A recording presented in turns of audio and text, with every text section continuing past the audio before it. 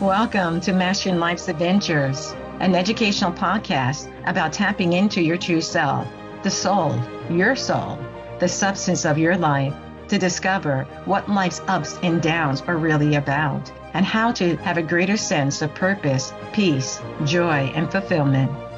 I am Dr. Judith Holder, your host, coach psychologist, fellow seeker who enjoys diving into the connections between spirituality, psychology, wellness, and your everyday life's adventures. All preparing and polishing you like the facets of a magnificent diamond to be your best self. If you're craving more from your life, you are in the right place. Come, let's journey together and transforming what you know into who you really are. Mastering Life's Adventures begins now. Hi, I'm back with another episode and key to soul progress. And I've gotten comment about how do you go about inner listening? What does that mean? Yeah, I can be quiet and I can try to hear myself, but I'm not sure what that means. So I thought it might be good to do something related to a simple key around inner listening. So many of us search for answers outside of ourselves through books, advice from others, and even external events. When we're feeling down, we go to talk to someone to help us, a friend, even a professional person. That's good. But what does it mean to us when we're feeling that level of disconnectedness?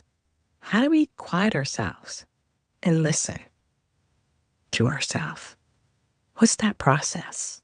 That's what we're going to be talking about today. My mother used to say, and my father would say it too, your acre of diamonds is in your own backyard. You do have the wisdom within you to be able to sort through this. If you're patient with yourself and you're asking your inner self questions and have that attunement, that sense of integrity, which I talked about in my last episode with Sir Thomas More.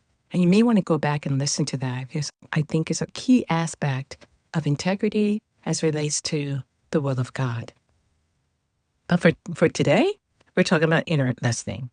And I think it's a vital tool for soul progress.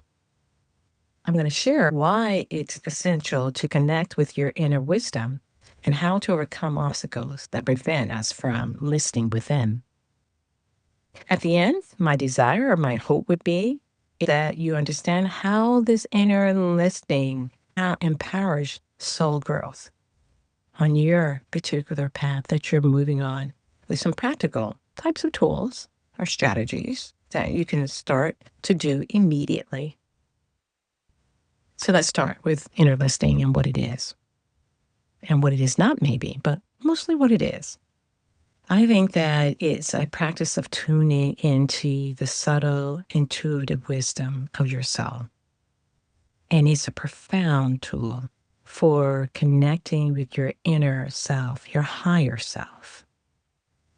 But here's the thing. This inner voice often gets drowned out by external distractions. And we've talked a lot about distractions in this podcast. It is a barrier to our personal inner growth for those walking a spiritual path. Or we sometimes get into this busy mind. And as in yoga, they call it the monkey mind, that our mind is swinging from tree to thinking about things and list making and so forth. And when all that's happening, we're externally focused. We're not focused to inner listening. So inner listening isn't necessarily about clearing the mind and meditation. It's about creating space to receive guidance, creating space to hear the wisdom from within. It's like hearing a whisper in a noisy room, soft but steady if you stop and listen. It's not always loud or dramatic. It often is really subtle, offering clarity when we make the time to listen. You can think of it like that gut feeling a sudden insight you've had. It's like a light bulb that goes on. Oh, I can do that. Have you ever said that to yourself? Something you were trying to think about, wasn't sure how to go or what to do about it. And then you took a few minutes and just was contemplating and thinking. And you said to yourself, I can do that. Oh, yeah, that makes sense. That is your soul speaking to you. And our soul is intuitive. So that's when we trust our intuition or learn to trust our intuition. We know that knowledge is always there with us, waiting for us to connect with it. That we are willing to be quiet with ourselves, create that space so that we can be able to hear the promptings, the guidance that's being given to us. It's a higher way of being to develop this quality or the key of inner listening. I'd like to share why I believe that inner listening is important for soul progress. It gets to this concept of alignment with your soul's purpose. We often look outside for answers, but when looking for truth, the soul does know the path. It knows how to unite, is working on learning how to unite with principles and values. That's where you've heard me consistently say, read, study, help yourself to understand either through the Bible or through another means, through inspiration or through reflections, helping you to get in alignment as you're studying. You're listening to yourself. Inner listening, I believe, is crucial because it allows us to live more authentically without the pressure of external influence or society's expectations clouding our decisions about what we need to do, because we've gone to John, and we've gone to Joe, and we've gone to Macbeth, and we've gone to Albert, and we've gone to Sue. We've gone to all these individuals, but have we gone to ourselves? Just been quiet, creating space, listening to what our inner self is telling us? The more we listen, the more aligned we become with who we truly are. The more aligned we become with our soul and our soul's promptings and our soul being able to continue to evolve and grow, because it ultimately wants to unite with what Jesus came to do and teach us how to unite to our highest self, the highest aspect of who we are. And you may be thinking, well, that sounds good, but I think there are barriers from us doing that. And I think there are barriers that keep us not in the listening grace, but instead in externally focused to the world and an uncertainty about what we need to do. I'm going to talk about 8 of these. I'm going to try to go quickly about what happens for us and as it relates to what gets in our way. Because inner listening is not always easy, but it's so valuable to do. Here are some of the obstacles that I thought about. And you may think about other ones too that get in your way. But once you can identify those barriers to inner listening, there's something you can do about them then. The first one I want to talk about is fears and desires. Fears of the unknown or desires for security often overpower the soul's quiet voice. The ego thrives on fear and attachment to desires. And these distractions can drown out the subtle message your soul is trying to send.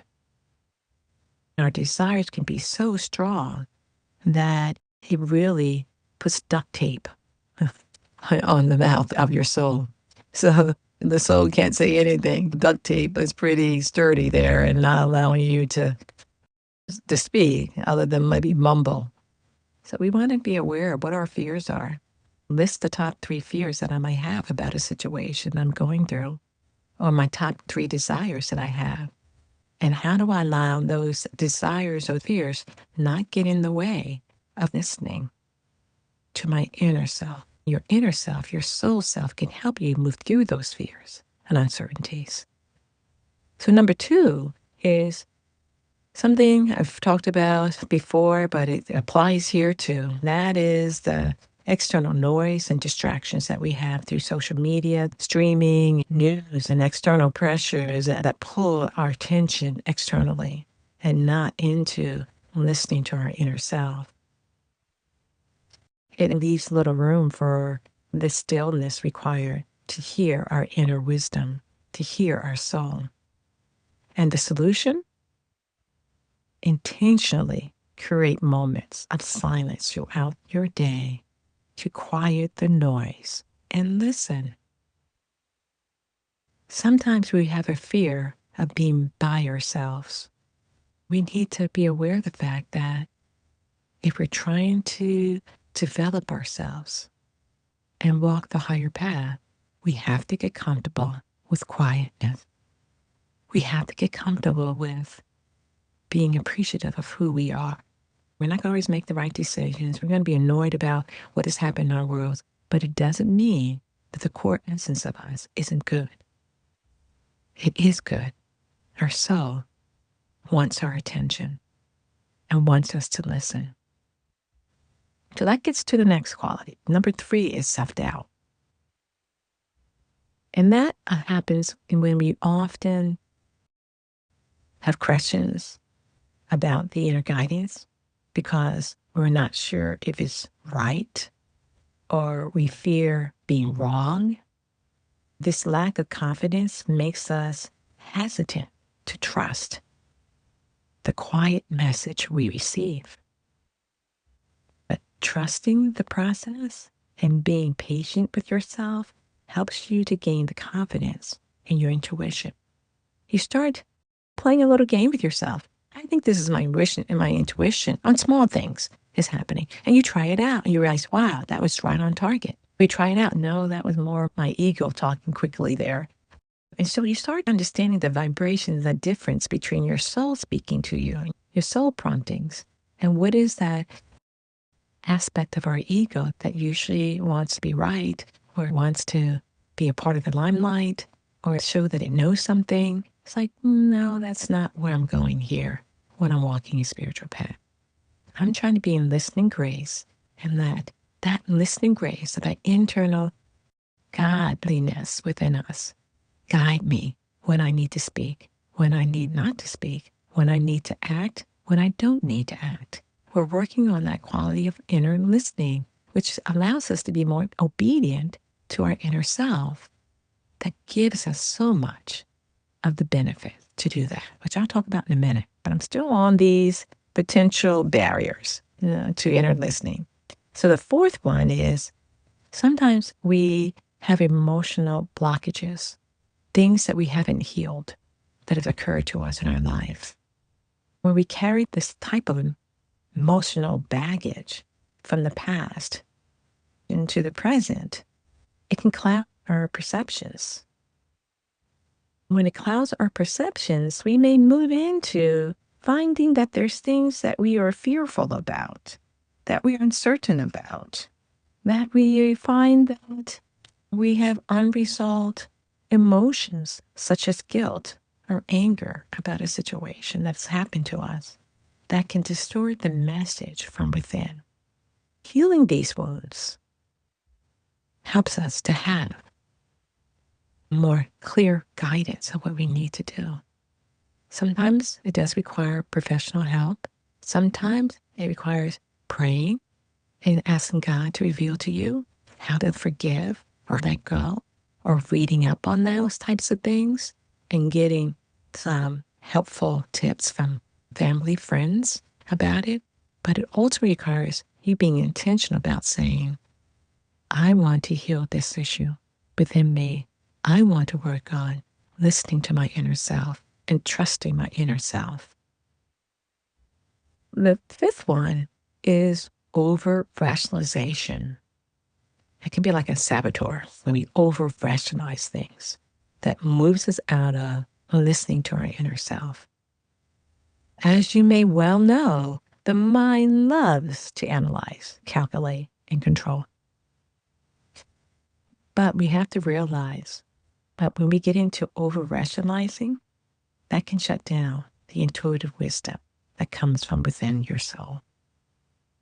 And when you only focus on logic, you block the subtle emotional guidance that is so vital in progress. It doesn't mean you don't have a rational way of thinking, but you're also balanced with the heart. How do I feel about this situation? Haven't you ever had a situation that rationally this looked great, but when you really tuned into the emotional aspect of it and did it at the emotional level, you realize that was the better way. That was the more helpful way. So it's a balancing act that you're trying to create and not ignoring the inner listening that needs to be done and the promptings of your soul.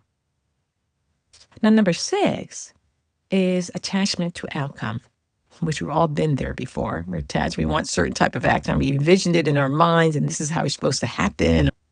But we have to realize when we are fixated on a certain outcome or how things should unfold, we limit our ability to hear the best guidance of our soul. It doesn't always align with our expectations. Attachment to a certain result or outcome can make us ignore more beneficial, open-ended guidance that our soul is trying to give to us. So we have to say, yeah, I would like this over here as my outcome, but I'm not going to be attached to it. God may have a better way of going about doing this. And then listen to your inner self. Now, the 7th is lack of patience. I call it the big P because many people have this quality of a lack of patience. They want it now. They want to have that project in immediately so that they can go on to the next thing. Or they want to make sure something happens quickly because they can move on to the next aspect. But we don't realize that it gets in our way. Lack of patience or impatience. And inner listening takes time and patience. We often expect immediate answers, as I was mentioning. But the guidance comes in its own time and pace. Being patient with the process and trusting that your answers will come will help you refine your listening. As you work on inner listening and incorporate it into your day-to-day experience by taking pauses or 5 minutes to sit down and reflect, you start to slow things down. Then your soul, your inner self, you can be able to hear and be guided. Now, the 8th and my final thought is the lack of trust in the process. And that's where our impatience comes in. But what I mean is if we don't trust the process of listening to our inner self, you may miss out on the guidance you need. Trust grows through patience and experience. Learning from the experience, being patient and observant of yourself and what you notice happening, and being willing to say to yourself, let's just take a breath. Let's breathe in. Let's breathe out. Let's be centered and know that if you're walking a spiritual path, there is something greater than yourself that's guiding you, that's helping you, that's coming from within and also can come from without, from other people, inspiring you, giving you pieces of the puzzle that will be helpful to you. Trust grows through practice and experience, as I mentioned. And the more you listen, the more confident you'll become in what you hear. Think about that. So I know I said I was going to talk about the benefits of inner listening, and so I'm going to talk about a few of those as well. And these may be a little bit surprising to you, or they may not be surprising to you. But I think that developing inner listening helps to deepen our connection with our soul purpose, our soul inklings. When we listen to our inner voice, we align more deeply with our soul's true purpose. of growth and advancement, uniting with the higher aspects of who we are through the Christ, through God, through the Creator. And it clears the path for you to make decisions that are truly fulfilling. You're now hitting that nail on the head, as they say. Also, a nice benefit of cultivating this inner listening is inner peace. It's something that people crave, to have inner peace and inner calmness about themselves, as opposed to feeling frenetic, always jittery. Listening within creates a sense of calm and peace, and being willing to create the space, because you begin to trust the flow of life instead of constantly questioning or fighting against it. You stop feeling like you have to control everything, because you're deep in a greater awareness. You've raised your consciousness to know that God is in control. Therefore, I don't need to be in control. I just have to be obedient, disciplined, and be curious. So the next thing that listening does, it increases your intuition. That's why we can hit that nail on the head with what we need to do in a particular situation, because we have a greater lifeline to our highest self, our soul, the Creator, the Christ energies. And as you hone this skill of intuition, it automatically moves you to growing your intuitive abilities. They become sharper, more delicate, and have greater finesse to what you need to do, when you need to do it, how you need to do it. This clarity helps you make decisions more easily and confidently without needing external validation. Developing inner listening allows us to stand on a firm foundation in our awareness about what we need to do, and not run out to try to get validated by other people or other situations and in meetings or in our relationships. Instead, we're in a collaborative relationship with our inner self, and also with the situations that are occurring around us. Another thing I want to talk about is maybe a surprise by developing inner listening, is that the more you listen to your soul, the more you heal emotional wounds. The more that you listen to your soul, the more you heal emotional wounds. The wounds that have happened to us, because as we're hearing ourselves, we're being obedient, and we're being guided, and we're being helped about how to heal those situations that have occurred to us,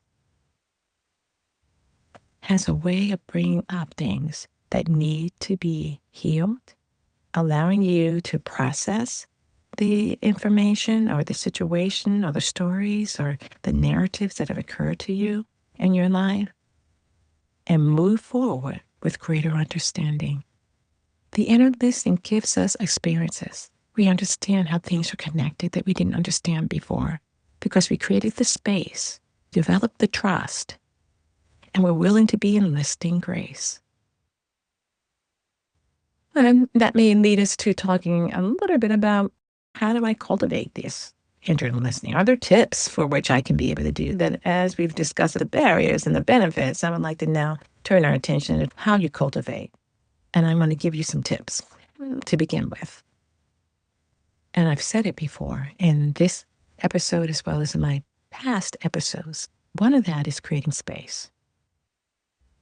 We really do need to set aside time daily to sit in silence. Even just for 3 or 5 minutes of quiet space can help you start tuning in, focusing on your breath, and allowing your thoughts to come and go without attachment to them. without a judgment about them, without being critical of what the thoughts are, but allowing them to just come and go and just be more fully with yourself. Not trying to control, not trying to force, just be. Another tip is sometimes we need to journal. Write down your thoughts and feelings and any intuitive messages that you're receiving from your soul, your inner self, that wise part of you, that sage aspect of who you are. And ask yourself the question, what does my soul want me to know?